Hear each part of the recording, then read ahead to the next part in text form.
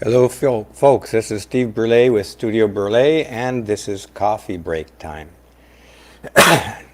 A informal series in which I just go over some of the things that have come across my desk in the past day. In this case, it's 2 days, and there's a lot of stuff.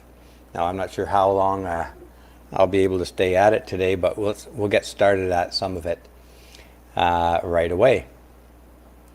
Now, here's the first item, and this has been going on in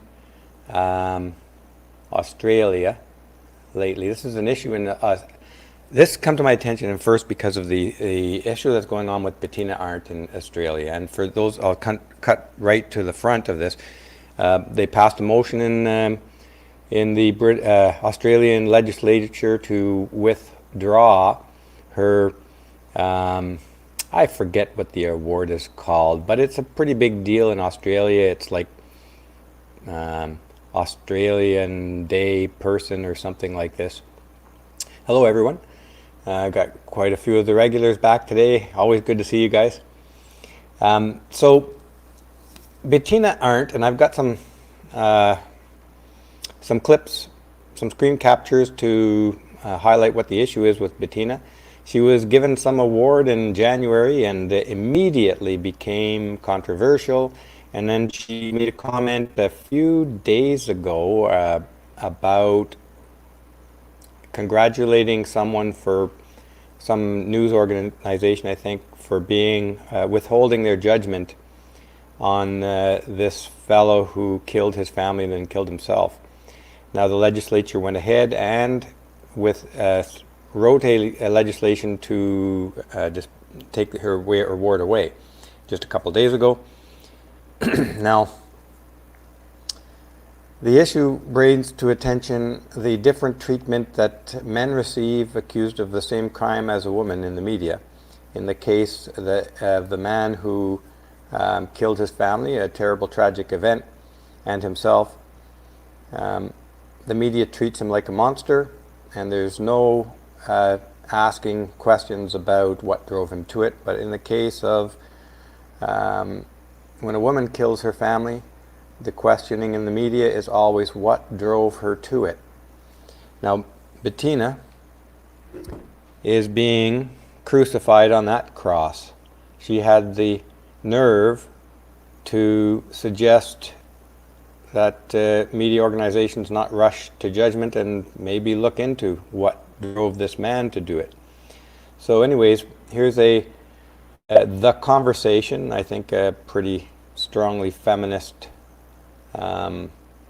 site, asks, why do men kill their families? Here's what the research says. And it's a feminist site, so you know it's not going to be unbiased. Let's have a look, some quotes in that article. Why is this not allowing me to jump forward here? Okay, let me get out of this and I can't seem to, there it is. Let me get this down and just pull another one up, another screen up, because normally this lets me just scoot through. Okay, here from the article. Okay, let me just pop this message up. I'm Rick, the recorder. It was the investigating police officer who asked people to suspend judgment. He was dismissed. Bettina supported him. And as we'll soon see, and I'm sure most people have seen this in the past, that when the gender is flipped, there's a rush to explain what drove the woman to it. Was it mental illness? Was she harassed? Was she abused at home? Did she have a bad day? Was she on her period? There's a million excuses, and Warren Farrell has identified something like 20 different defenses for a woman to murder, none of which have an equivalent for men who murder. So anyways, Bettina is being crucified on that cross as we speak. Too often, when fathers kill their children, the tendency is to frame it as a case of mental illness rather than gender-driven violence. That is an outright, unequivocal lie. It is absolutely, almost never does the media portray it as a case of mental illness. It's a case of a bad man, an evil man, to be demonized, and generally speaking, the media is anything but sympathetic, unless it's a woman who kills her children. So right off the bat, this author on this feminist site is outright lying, and we should be used to that from feminists. Here's a little quick thing here. I know I have more clips about, about Bettina. I don't, they're just not coming up right now unless I failed to copy them over, or it's later on. Okay, everybody remembers actor Jussie Smollett. He's being indicted, and this is February 24th. This came out 3 days ago. He is being indicted on 6 new charges. Well, that is actually excellent news, because it was complete injustice that his charges were dropped before, and now they've reopened the case, I think based on some petitions to the Chicago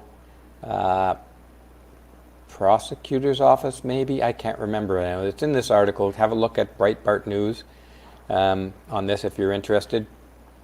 That's a positive thing for justice in the U.S., that they're not going to let this slide. He's going to be prosecuted for his crime. Let's move on to the next little item here. Now here is exactly or not exactly, but a very similar case of a woman who killed her kids. Is it now? Am I reading this right? Lost 4 children. Okay, notice how they say this. A father who lost 4 children wants answers. They're distinctly disguising the fact that the mother killed those 4 children. That's number 1.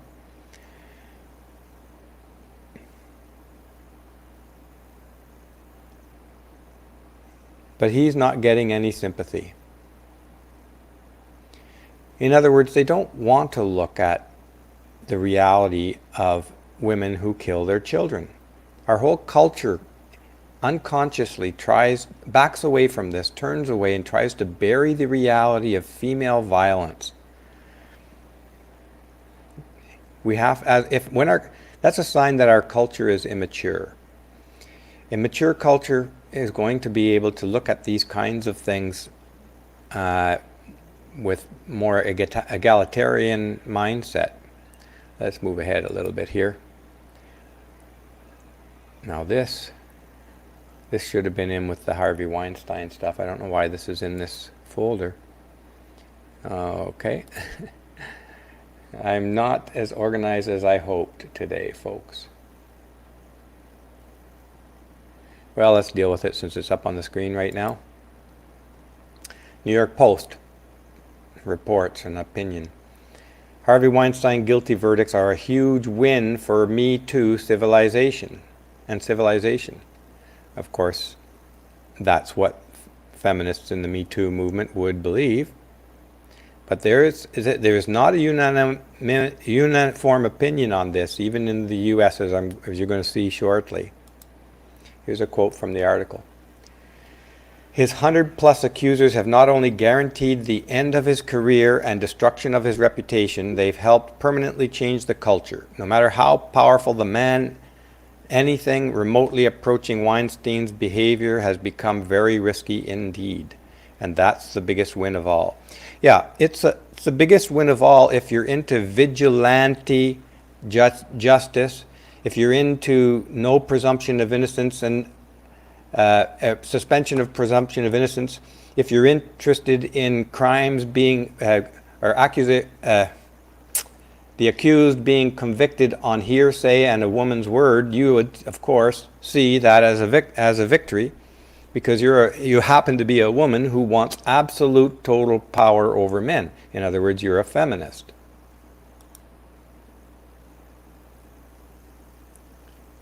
Okay, so that should have been in my file with the Weinstein, which I have more material to discuss on that coming up shortly. But it's gotten out of order, so we'll carry on with the way it is today. What drove a mother to kill 8 kids? That's the headline, when a mother kills 8 kids. What drove her? In other words, she's a victim. Bettina Arndt is under attack through all of these vicious piranha feminists in Australia for hinting at that question when the perpetrator is male. Just hinting at it. Feminism is cancer, folks. There's no other way around it. Feminism is a hate movement that has to be put in its rightful place beside the KKK and the Nazis in history. I hope I'm not I'm clear on my viewpoint on that. Domestic Violence Awareness Australia says the absolute hypocrisy of the Australia media and its completely partisan politics. ABC, what drove a mother to kill 8 kids? Take a look at the headline in this article about Reina Theta, the mother who murdered her 7 children and 1 nephew back in 2014. And this is directly in comparison to the case that Bettina Arndt commented on. A little bit repetitive here. Okay, sorry, these first clippings here are all out of order, and I've got a file on some other topics that will be more consistent, but which is jumping a little bit all over the place today. Sorry about that. Here in the Globe and Mail, Canada must boost foreign aid for feminist agenda to have sustained impact, experts say. Experts in Canada. Well, you know what experts they're consulting. Feminists. The only experts that our feminist prime minister / child emperor will ever consult. Prime Minister Justin Trudeau announced a plan last year to gradually increase international funding for women's and girls' health and rights to $1.4 billion annually by 2023. Up from $1.1 billion the government currently spends. So much of what Canada is doing now is repackaging and a rebranding of what Canada has been doing before and sometimes all along. Some Professor Brown says it's selling the liberal brand as being feminist. Exactly. It's exactly what Trudeau's doing. Cashing in on the feminist hate wave that's sweeping the world. The government's Feminist International Assistance Policy is still in its early stages, so it will take years to see the full effect of the policy shift. And here is in contrast to, and this was just October of last fall, so very recent. Federal government cuts reimbursements for military health care hospitals on the hook for millions. So he's got billions for international support of feminist initiatives, but he doesn't have mere millions to support the military veterans in desperate need of help here in his own country. This is what feminism does to your brain. This is what feminism does to your country. This is what feminism does to your fellow man. The federal government has quietly rolled back what it pays hospitals to take care of military members, according to multiple sources. And here in the Toronto Sun, Marin says, an author there, this was about a year ago, when Trudeau was still, of course, in power, shameful treatment of veterans continues under Trudeau. And the implication there, and I think it's true, that previous governments under Harper weren't terribly great either. But I think they were better than Harper and better than Trudeau. And Harper certainly added funding to the military efforts in other ways. Okay, so again, we're still in the short clips section here and it's jumping around a little bit, so I apologize for that. Here, Christine Barone brought up a silly little item in The Guardian. Masculinity is a trap, which is why more men should wear skirts. Well, apparently wearing a skirt is going to help you with psychological issues. I think they've got it reversed here. Having psychological issues is probably going to help you with wearing a skirt. Not that I'm against any kind of clothing changes, really. This stuff is, in a sense, trivial. But this is all on the back of the toxic masculinity push that's coming from feminists, and we rightly should push back against that. It's absolute nonsense. The only motivation within all of feminists' commentary on men's issues is to beat men down further. Here in the article, Porter wore a tuxedo dress to this year's Oscars and rocked a very fabulous, very pink, uterus-inspired suit gown to the Tony Awards. Think about that for a second, folks. These are folks that saying that masculinity is, what did they say here? A trap. And their solution is to wear, what did they say? Uterus-inspired suit gown in pink? I mean, seriously.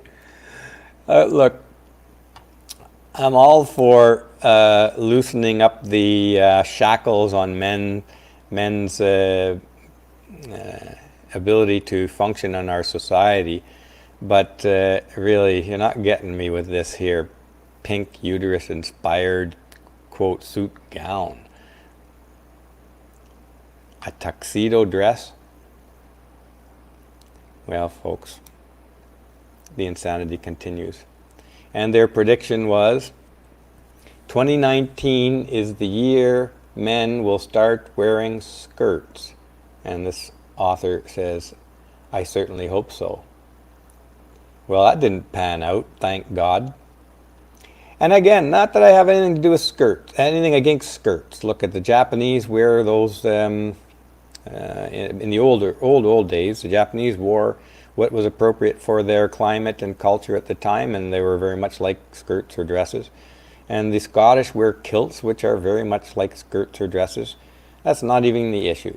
It's the way they're going about it, and the implication here is that not only is it going to be a skirt, it's got to be uterus-inspired, and it's got to be pink, and it's got to be the kind of thing that a woman would wear on some ridiculous runway, fashion runway.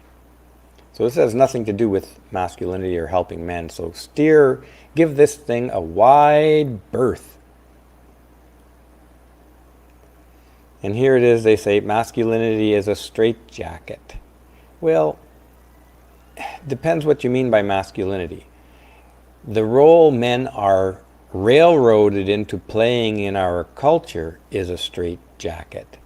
Masculinity, as it pertains to how men naturally are, is anything but a straitjacket.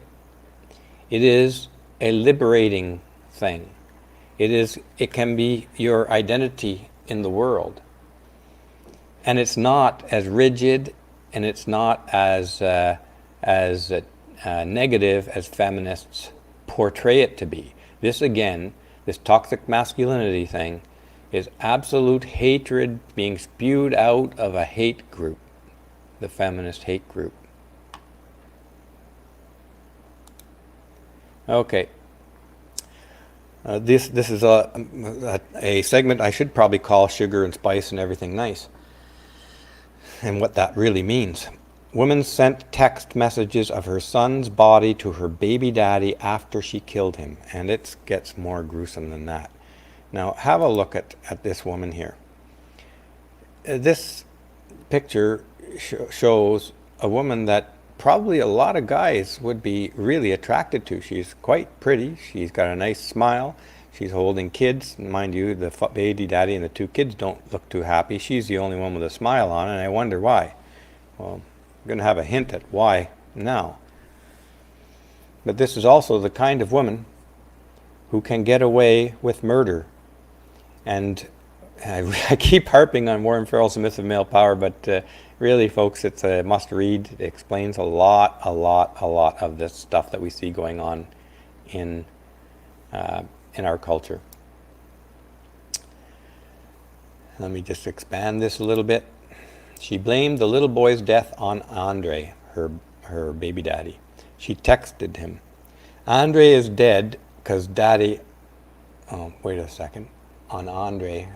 Well, I'm not sure who Andre is, and if Andre must be the little boy, because daddy couldn't tell the truth. In another message, she told her boyfriend to go make new kids with the woman he was allegedly cheating on. Christian said, quote, "It was to kill my favorite. It was easy to kill my favorite, but your bitch of a daughter just wouldn't stop breathing. Lungs must be strong." And you know what AF means. This is the kind of psychopath mind in that woman. And some weeks ago, I flashed up a graph that was circulating around the internet, the correlation between crazy and hot. Now, of course, that graph, if you remember, warns you that the hotter the woman, the crazier the woman. And there seems to be some truth to this. And this one is crazy, with a capital C. She then sent a video in which she tells Andre that his daughter, "Ah, look, Angel is still alive and sweating. Your son, on the other hand, is not even breathing." Now, sugar and spice and everything nice. There are a ton of these stories in our culture, guys. There are a ton of them. From stories of women going after their own kids, from stories of destroying men's lives on false accusations, destroying men in order to get a promotion. The list is very, very long. And the ways in which women do these things is very, very long. Very many. There are very, very many ways. The difference is that the media shoves these stories to the back page, and the court often gets plea deals or blames it on a man in the case of hiring a hitman to kill her husband, a woman hiring a hitman to kill her husband. Or they blame it on insanity, or they blame it on postpartum depression. In the end, a lot of the plea deals don't get recorded as convictions. So this is just one way of many, many, many in which the statistics have been cheated in order to make it appear that men are the violent sex. There's no question in my mind, after looking into this stuff, and I've been looking into this kind of stuff for 8 years now, that women are every last ounce as violent as men. Not just capable, are in fact as violent as men. And if I had to say which was more violent, I'm going to have to come down the side of women, and not because women are inherently more violent, but because women are socialized to believe that it's acceptable for them to be violent if the target is a man. And so they get away with it. And what happens when they get away with it? They often do it again and again and again. And eventually they kill their own kids, or they kill multiple kids. And there's many, many examples of this detailed out in Warren Farrell's book. Take notes. And she said on the video, "So you might want to call an ambulance." Well, the good thing is that, paramedics were called, and they quickly arrived on the scene and rushed the 17-month-old boy to the hospital. He was pronounced dead on arrival. Now, the woman does go to jail. The trial has been had. She's been convicted. She's got a stiff sentence. It remains to be seen whether she gets out early, because an awful lot of them do. Even when they get a life sentence, you may see them back out ready to do it again in 5 or 6 years. The man, and this one does disturb me, the boyfriend also went to jail. He wasn't even there, guys. He went to jail, and the charge was that he didn't warn police that the kids were in danger prior to this event. So, folks, you guys out there who think that, you know, if you don't do anything wrong, nothing's going to happen to you, forget it, man. Forget it. You're in a trap. There's a noose around our culture that's designed to trap men, and it's being pulled tighter and tighter and tighter every year. This guy is in jail, and I think he was the one who called the ambulance after her text message. In spite of that, apparently he was supposed to know that she was going to do this kind of thing. He's got something like a 2-year jail sentence. Look, as fathers, your hands are being shackled behind your back. Your ability to protect your kids is being almost eliminated. And if that woman decides to kill or harm your kids, you will be held accountable in spite of not being allowed to do anything about it. That's part of the noose. That's just part of the noose that's being placed around every man's neck in North America, and that's being tightened and tightened and tightened every year, little by little. Which is why I keep harping on the fact that men take notes and escape the work prison of Canada and the US as soon as possible. 2 children saved baby sister from being strangled by their mom in South Florida. Now, imagine a man doing that. This would be national headlines. It would be talked about every news cycle, the developments of the case incessantly. There would be candlelight vigils and marches in the streets and everything else like that. But here, this is another back page story. And it probably only makes the news because they were able to put this kind of dramatic headline out. The 2 children saved the baby sister, which is not exactly true when you read it. What they don't want to highlight here is that it was the father who saved that kid. At every opportunity they can, the media either disparages men or pushes them to the back. It minimizes their contribution. Randy Montano is the father of the baby and says the older kids are his stepchildren. When the eldest child unlocked the door for him, police say Montano tried to wrestle Carmenate's hands from the baby's neck and they fell to the floor, the baby suffering a head injury. The father, in fact, was the one who saved the baby.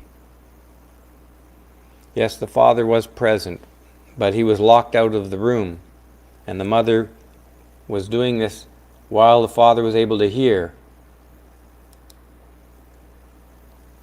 He claims this was the first time Carmenate has ever done something like this, adding that he thinks she is suffering from postpartum depression. What a bunch of nonsense. And this is how men are complicit in causing the very problems we're seeing here today. And Warren Farrell talks about this. This is one of women's defenses for murders. Postpartum depression is absolute nonsense. It's an excuse, and it's there because of our society's reluctance or unwillingness to face the fact that women are equally as violent as men. And here's the kicker. Get this, guys. The woman tried to kill her kids, and here in the end sentence, Carmenate has been ordered to stay away from the victims. In other words, she's not in jail. She's been released, I suppose, on bail. Maybe she wasn't even charged. Who knows? I don't recall reading that in the story. And her own boyfriend, the father of the kid, is making excuses for him. Grow up, guys. She's a violent, sick woman who deserves to be in jail.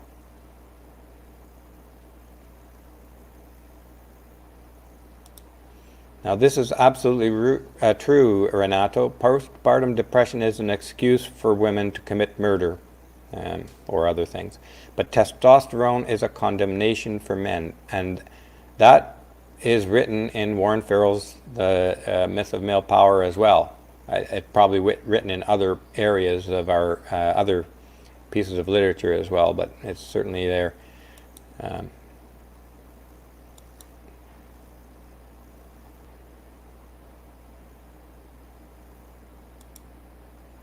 Okay, so here is an update on Bettina.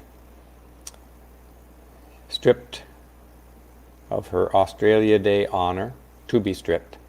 Now, it hasn't actually taken effect. I don't know if it does take effect or if this is just politicians posturing for popularity amongst their electorate. It very well could be that. You know, politicians aren't known to have backbone or any ethical standards. So they may have just all jumped on the bandwagon. They saw all the people out with their pitchforks and torches ready to get Bettina, and they thought they'd just, ride that wave. But there's some other organization who has to accept this. So I haven't read that it's actually been stripped yet. But this is what we're up against, folks, all the way around the world. Yeah, let's have a look at a quote from in here. Parliament has voted to strip Bettina Arndt of her Order of Australia honour over her calls for police to keep an open mind on whether Brisbane killer Rowan Baxter had been, quote, driven too far before he doused his wife and 3 children in petrol and murdered them. He also killed himself. And this is her actual tweet. She congratulated the Queensland Police Force for keeping an open mind and waiting for proper evidence. So there you have it, folks. If you stand for rule of law, for proper evidence, for presumption of innocence, for investigation, you stand against the mobs seeking vigilante justice, you're going to be attacked.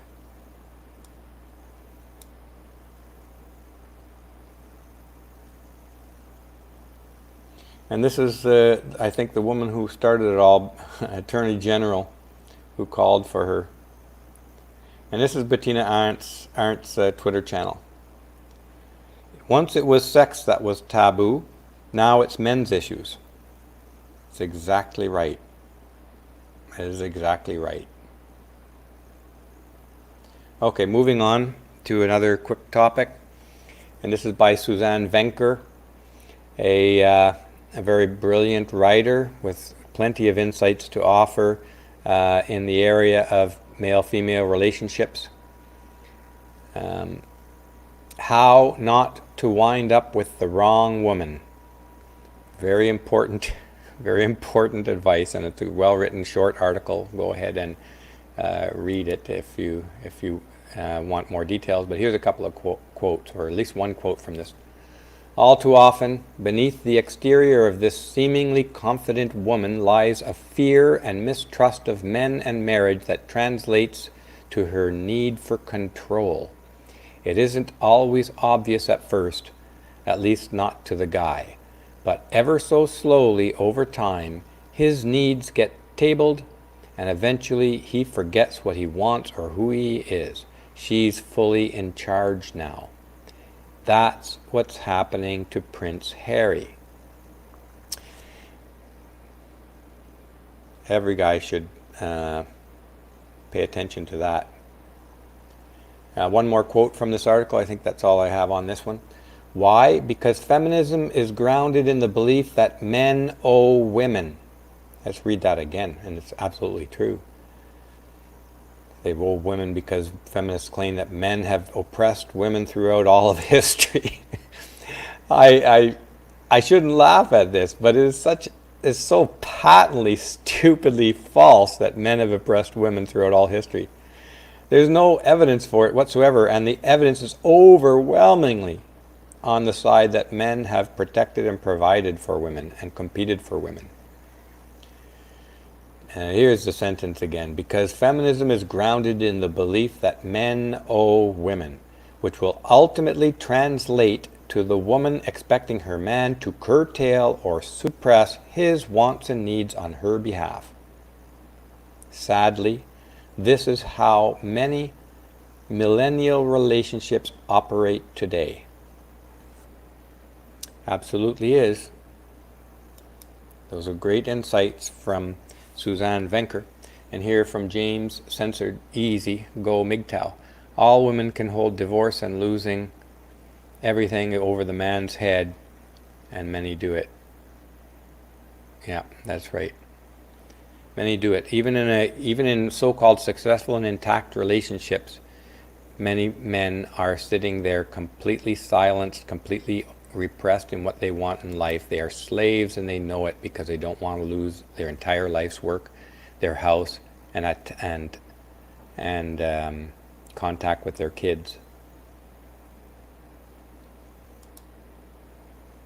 And this is a final image here to show you what can happen if you're involved with one of these very angry, controlling women. This is a really horrible picture of what a woman can do with her stiletto. Okay, so that's all from the bits and pieces section here, and already we're in 36 minutes. I'm not sure how much of this I can get through today, because there's a lot of stuff here on the trans. I got a bit on the trans movement. I've got a bit on Weinstein, some articles. Probably we should do that one, because there's a really good article from an unsuspected source talking about the Weinstein trial, and it's just come out. What do you folks say? Want to go over some Weinstein stuff? Let me pop it up here.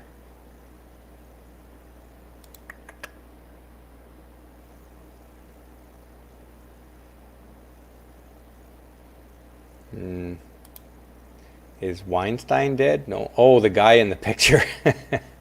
Yeah. I don't think he died. He was in hospital, and I think they got that thing out of him, but I can't remember what the article. I've seen this come across my desk a couple of times, and so I screen capped it yesterday. Okay, let's go over some Weinstein stuff that's come out. And this was brought to my attention by Bob Johansson. Weinstein's verdict, a radical change in sexual assault cases against powerful men. We started in on this earlier on in this session.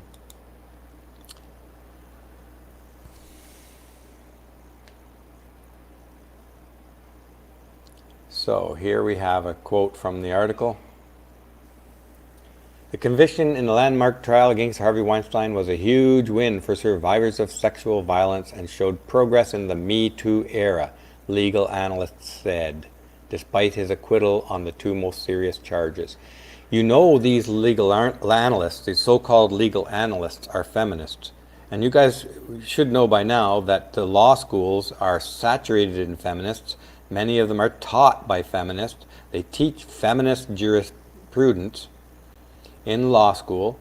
They're not even hiding the fact that these law schools are feminist now. They're even using it as a selling point, much like the Liberal Party of Canada is using their, or propping up their feminist cred in politics to gain power. This feminist movement, folks, is not going anywhere anytime soon. It is absolutely entrenched. It's taking over the world in politics, in law. It's taking over businesses. It's taking over family courts. It's taking over families.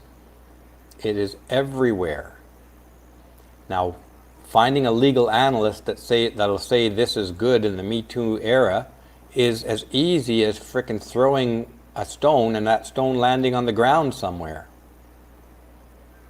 Got a quote coming in here. I just want to highlight James Burlow. Thank you very much, James, for your generous contribution. As you guys know, around here almost everything is demonetized on YouTube, so we definitely need support. I'm going to read out James's comment here. West of Boston, there is Framingham Prison for Women. There was a feminist group movement called the Framingham Eight to get 8 murderers freed, and they did, using the battered women syndrome. The prison will be closed. Yep. That is absolutely true. And I read a story, I've been reading about this in The Myth of Male Power as well. There is a story in The Myth of Male Power of a female murderer who ended up in one of these prisons, and she had 400 supporters wanting to free her outside of her prison. And the prison guards, the prison warden, gave her a microphone and a venue to address her supporters. Imagine this. Imagine this.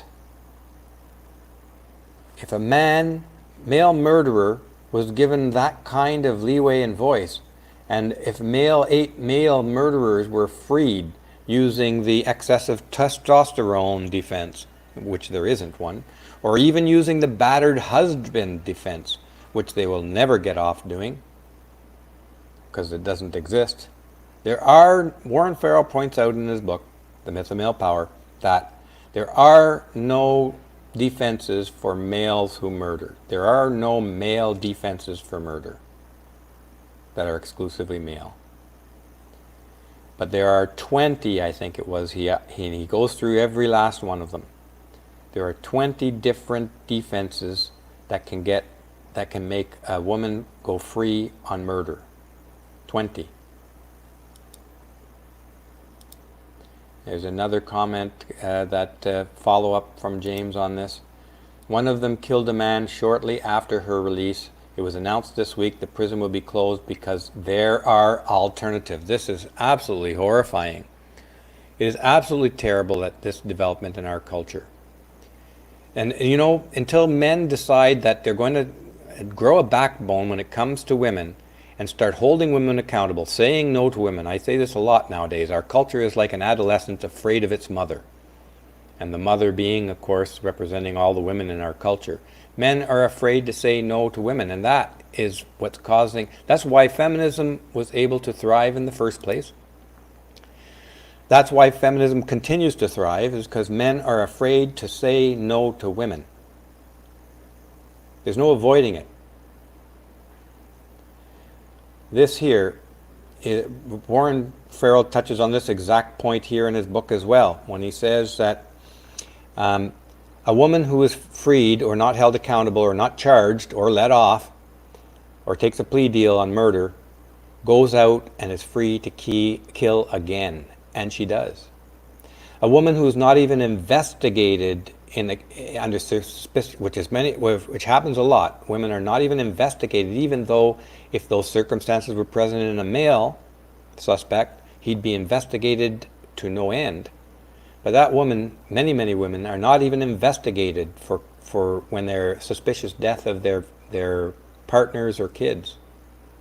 Those women, and Warren details several cases of this, go on to kill again and again and again until they are caught.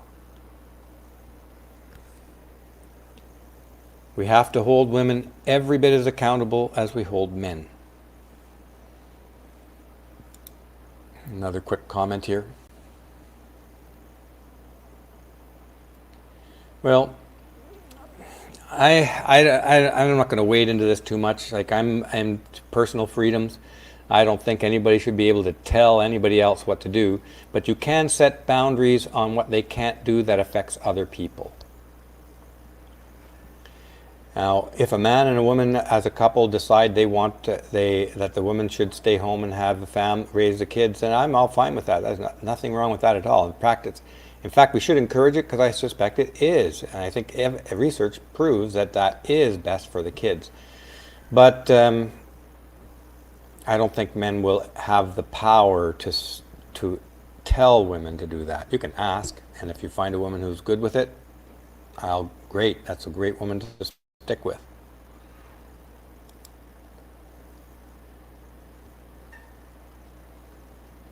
Okay, let's take a look more into this conviction here.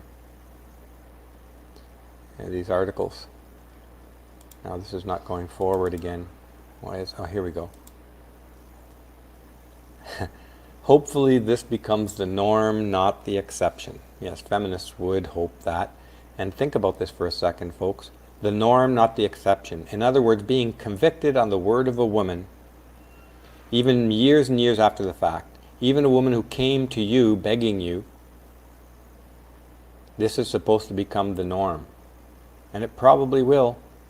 This is going to continue to accelerate. Like I say, it's going to continue to accelerate until men stand up and say no. Some women are already standing up and saying no, and we welcome them to the cause as well. Obviously, Janice Fiamengo, Karen Strawn, Alison Tiemann, a whole host of others. Bettina Arndt is speaking her mind out courageously. There are others like Camille Paglia and Suzanne Summers that are speaking their mind, that are going against the feminist hate narrative.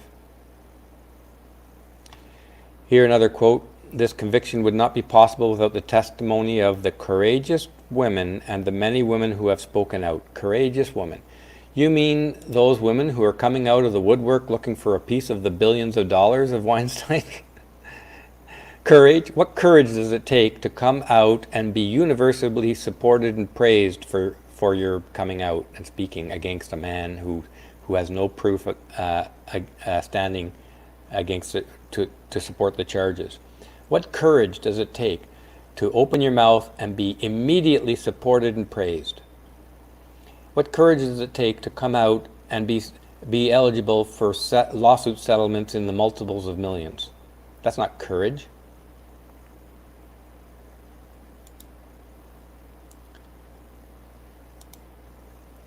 NBC News legal analyst Danny Cevallos said the prosecution benefited from the fact that they were able to bring in several other women with allegations against Weinstein to establish a pattern of behavior, even though he was not charged in those cases. And this is a harbinger of horrible things to come, folks. You cannot do this kind of thing to establish a woman's pattern of behavior in your defense.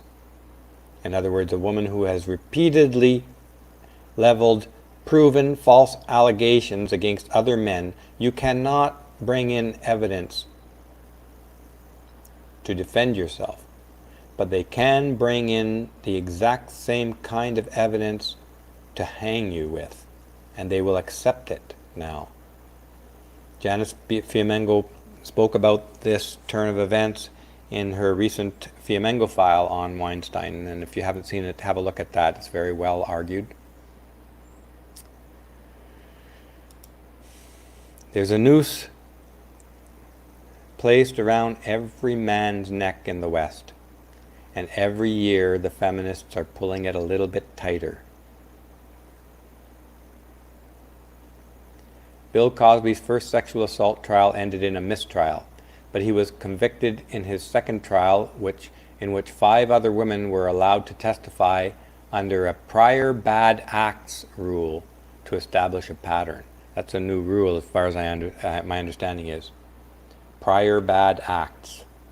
In other words, and these prior bad acts are just hearsay. They're gossip from the mouth of a woman who may not like him. How hard is it to convince a woman who doesn't like a man to start spewing up and exaggerating her complaints against him, or even creating lies?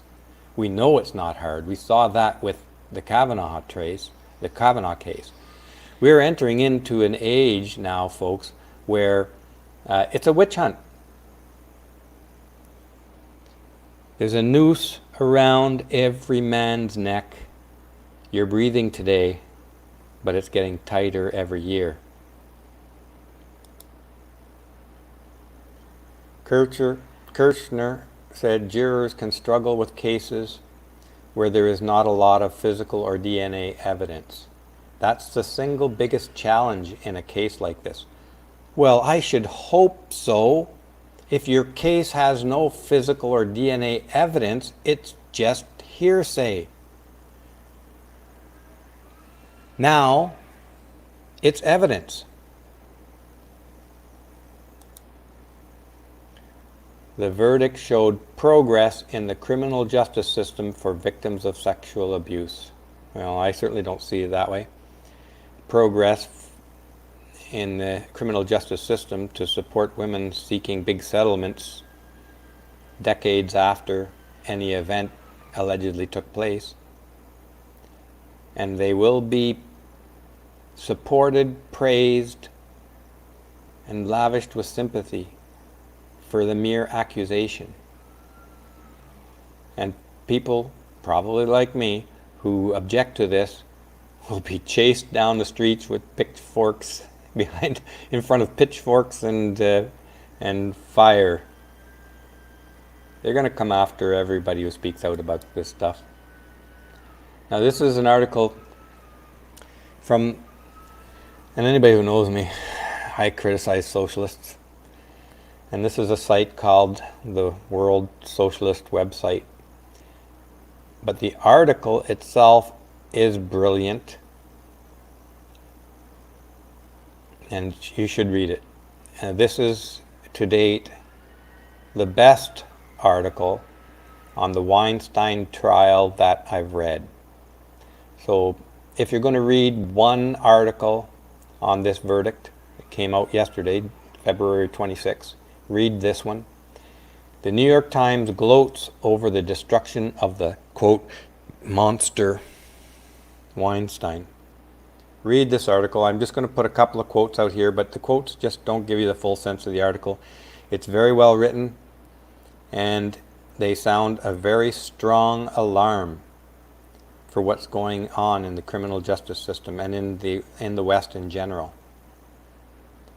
Just going to pop up before we go forward another comment from the nature of nurture. And again, thank you very much for your contributions, folks, today. This is really, really, really helps. This is like $40 in one day. It's probably my biggest day all year. It might be the biggest day for the rest of the year. I don't know. I don't want to be pessimistic about it, but money is hard to come by in this line of work. Lipstick and cleavage are their tools. Feminists using these manipulative tactics are narcissistic abusers. Quietly go your own way. Respect yourself and women of character. Thank you very much. Thank you very much, nature of nurture. It's very true. Women do use cleavage. It's sexual allure, and they use that in order to, get their way in society. Absolutely. Let's go on with this article with a couple of quotes from this. And again, I'm going to recommend you read this article. It's actually one of the few beacons of light in the news media about the problem with the changing of these criminal laws and the feminist domination of these our systems. Anyone who has not been swept up in the frenzy of the anti-Weinstein media hysteria and who takes questions of democratic rights seriously can only be disgusted by the media-orchestrated travesty instigated by the New York Times that produced this result. Now here they go on to detail how the New York Times, in fact, tilled the soil and fertilized the soil to enable this kind of result to come about by whipping up the hysteria throughout the U.S. There's not a single person in the U.S. who hasn't heard of this Weinstein trial, unless they're less than 2 years old. And this is coming from, again, a website called World Socialist website. And I have to give it kudos to them for writing a straight up, honest, accurate analysis of the dangers we are facing here with this kind of trial. The very first line of the editorial titled "The Lessons of hashtag #MeToo's Monster" hails, quote, the hard-won, long-overdue conviction of Harvey Weinstein. To assert that the conviction was, quote, overdue implies that the trial was unnecessary, that it was an obtrusive formality that unnecessarily delayed the destruction of the subhuman thing, the, quote, monster. This paragraph should be framed and put on the wall by anybody who's super passionate about this Me Too stuff that's going on. I mean, this is such a well-written, important insight into how an organization like the New York Times deceives their readers and sends kind of sideways subliminal messages and guides the public in outrage towards these kinds of cases. I'm almost tempted to read it again. Burke's procedural rulings. Burke is the presiding judge in the trial of Weinstein. Burke's procedural rulings, consistently hostile to the defense, leave little doubt that the judge was most concerned about what would happen to his career if he was perceived as being soft on Weinstein. This judge watched very carefully what happened to the judge in the Brock Turner case. And if anybody remembers that case, Brock Turner's case was filled with ambiguities. Some people question whether there was even a sexual assault, much less a rape. And he was convicted of sexual assault. And the judge, taking into account the circumstances of the case, gave Brock Turner a light sentence and argued and gave his reasons for that. And this created outrage and backfired on that judge, and that judge was removed from the bench. And as I think Janice pointed out at that time, this is sending a message to all judges across the country. This is again one of the ways in which the feminists are spreading their cancer across the country. That judge lost his job to a mob with pitchforks and flames in Brock Turner's ruling. This judge is terrified of that mob. Therefore, this judge could not preside fairly over this case. This is one of the insidious ways that feminists are turning our culture into a disaster for men. This is how they're putting nooses around everybody's neck, every man's neck, and many women's as well. It's unreal. Weinstein's attorney, who recognized Burke's hostile attitude, asked the judge to recuse himself from the case, and he denied the motion. Now, I do have another rather contentious theory about what's going on in this case that I'm going to talk about in a minute, that I haven't heard spoken about anywhere else. But it occurred to me as I'm reading some of this, some of the analysis of the decision. Just see if there's another quote I want to get through before talking about that. Burke's handling of the case and the press hysteria surrounding the trial violate nearly every principle enumerated by the Supreme Court in its Shepard ruling, which ostensibly remains good law. That Shepard ruling relates to the undue influence of the media on a trial's progress, and the importance of shielding or silencing the media in order to not influence the jury. And of course, none of that was followed in the Weinstein case.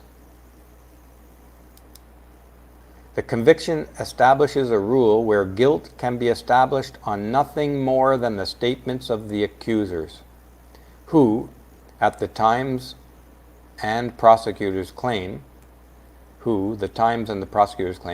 must be believed even where, as here, there. I think I may have cut off too much of this here. It's not making any sense unless I'm not reading this right. But anyways, the truth is the conviction establishes a rule where guilt can be established on nothing more than the statements of the accusers, who must be believed. This is part of the noose that's going on around everyone's neck. And with Janice's upcoming Flamengo file, you're going to get a little more insight into the kinds of nooses that are around your neck out there as men. She's going to talk about the feminist whisper network that has been used repeatedly to destroy men in their careers and worse. And that's coming up soon. On the basis of these new rules, an untold number of people, almost all of them poor, most of them black, will be locked up for crimes they did not commit.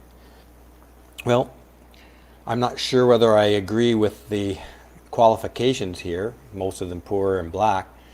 I think a lot of the targets are going to be rich men because after the trial, the women want to sue him for damages. Michael Keller has a question here. PayPal or Patreon donations. PayPal is actually better because I don't lose as much in terms of the fees that are charged if you go directly through PayPal. And I do have the capacity for taking monthly donations. If you look at studiobrulé.com, and I'll write that in there. You'll see links in studiobrulé.com for the ability to do either one-time donations through PayPal or recurring monthly donations. And thank you very much for bringing that to my attention, Michael. And thank you very much for everyone who is contributing either on a one-off basis or a monthly basis. I know many of you are, and I want to thank you very much. We rely on this support and donations to keep things going, especially as, I'll give you an example.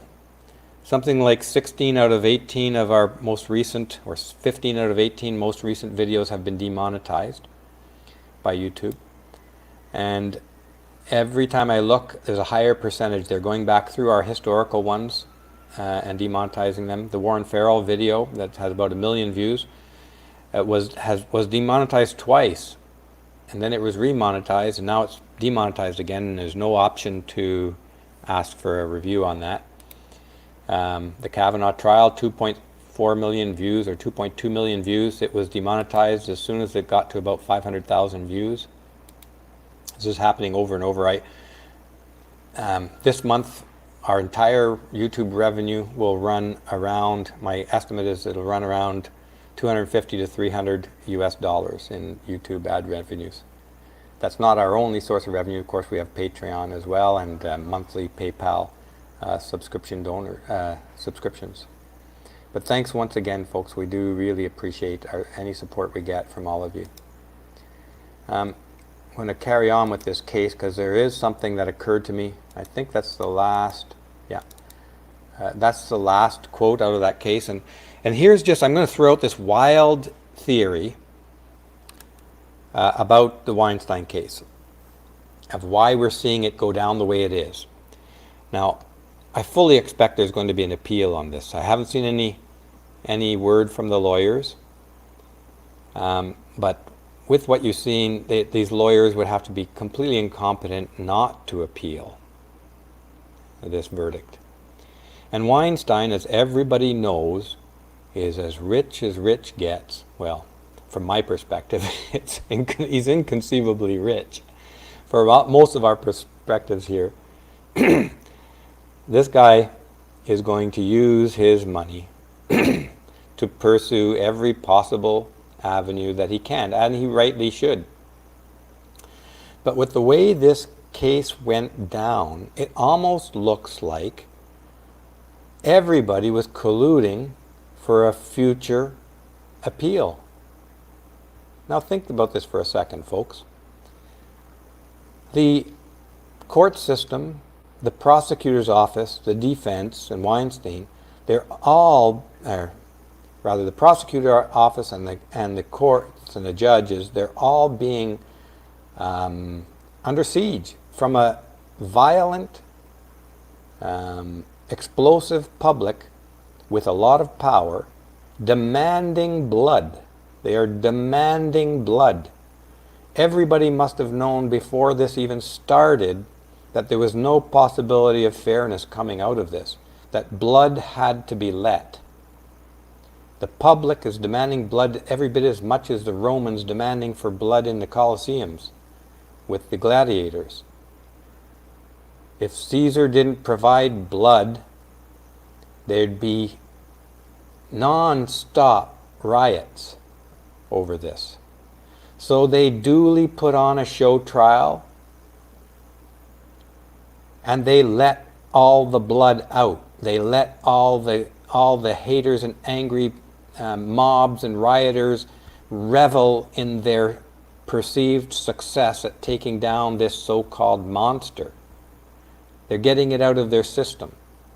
But throughout the whole trial, they littered it. They littered the process with legitimate complaints to be used to appeal the verdict and to throw the trial out.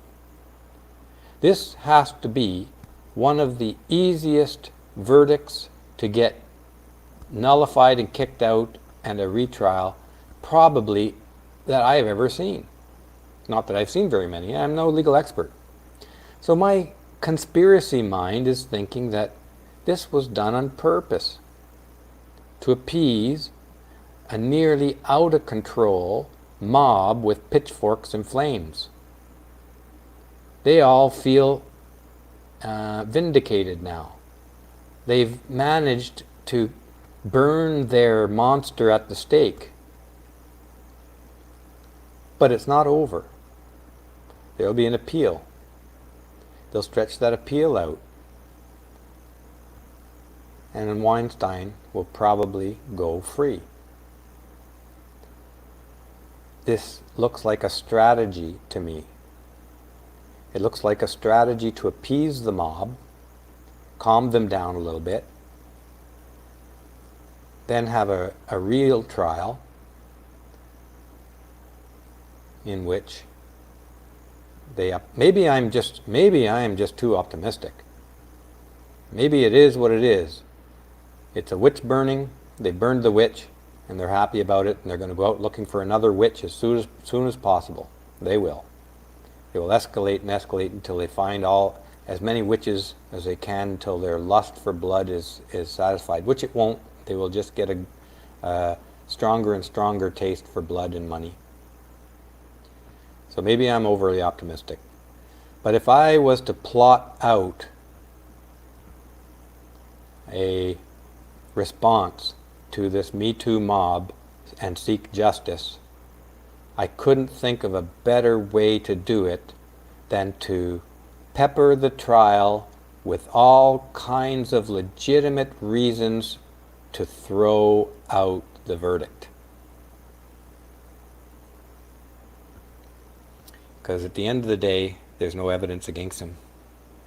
It's just angry women and an angry mob attacking an easy target, a guy who's very rich, and the rich are often hated for being rich, a guy who's not very good looking and is at the end of his life and probably doesn't have the power he once had in Hollywood anymore, or I'm sure he doesn't have it. So he's an easy target. There are not very many people out there who are going to stand up and say, you know, they're best buddies with Weinstein today.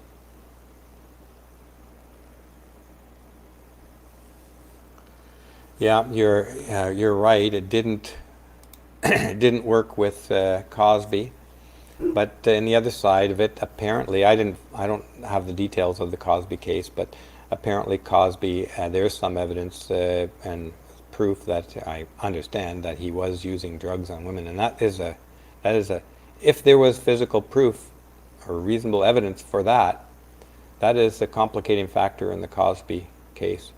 As far as I know, with Weinstein, there's just the word of the women. Nothing but words. No evidence whatsoever. So they may be different. Or maybe they learned from the Cosby case. I don't know. But what we do know, folks, is that for men, there's a noose around your neck, and it's getting tighter every year. So we're over an hour now, folks, and I do have a number of other issues, being, well, 3:30 almost. I probably should sign off, although I do want to get to some of these things. Let me take a look at what I've got here. So much stuff comes up in 2 days. I'm going to save some of this for the next one. There's developments on the, for tomorrow's coffee break, there's developments on the Wet'suwet'en railway blockades in Canada. And there's a lot of interesting stuff coming out about that issue.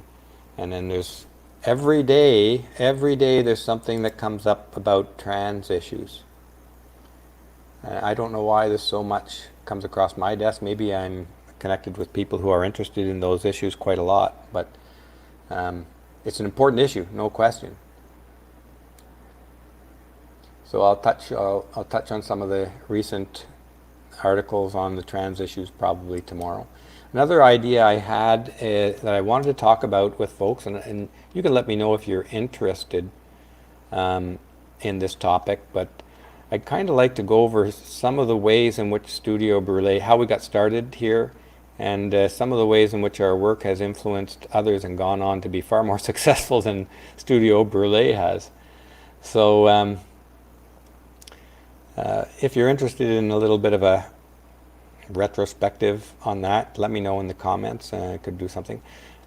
Also, whether you're interested in something about the life here in the Dominican Republic. Some of you I know are, and I do intend to do something like this. But again, put your preferences, what you want me to talk about.